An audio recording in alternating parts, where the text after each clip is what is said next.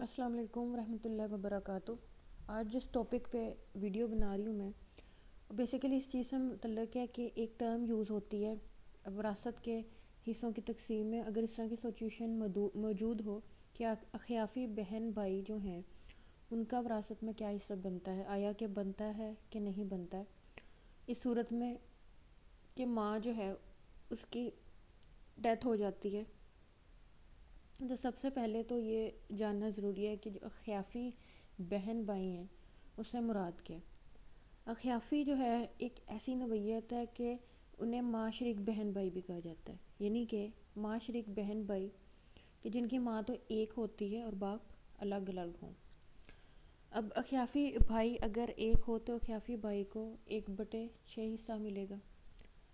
Number 2، اخیافی بھائی اگر 2 یا 2 سے زیادہ ہوں، خواہ بھائی ہوں یا بہنیں یا دونوں مل کر، تو انہیں 1/3 حصہ ملے گا۔ یعنی کہ یہاں پر انہوں نے بتانے کی کوشش کی ہے کہ بھائی ہوں یا بہنیں اگر وہ اخیافی ہیں اور وہ 1 سے زیادہ ہیں، 2 یا 2 سے زیادہ ہیں، یعنی کہ ان کی تعداد 1 سے بڑھ گئی ہے، تو پھر اس صورتحال میں یہ چیز آتی ہے کہ ان کو 1/3 حصہ ملے گا۔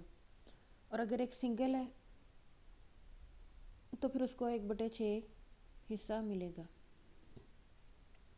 اب ساتھ ایک اور صورتحال بھی ایڈ ہو جاتی ہے کہ باپ ہے، دادا، بیٹا بیٹی، پوتا پوتی کے ہوتے ہوئے اخیافی بھائی محروم ہو جائے گا۔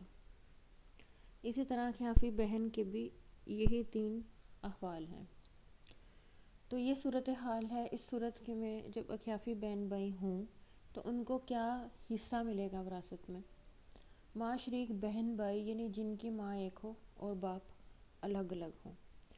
تو اس سلائیڈ میں یہ صورتحال سے متعلق جانکاری ضروری تھی اور اسی کے متعلق علم جو ہے وہ فراہم کیا گیا۔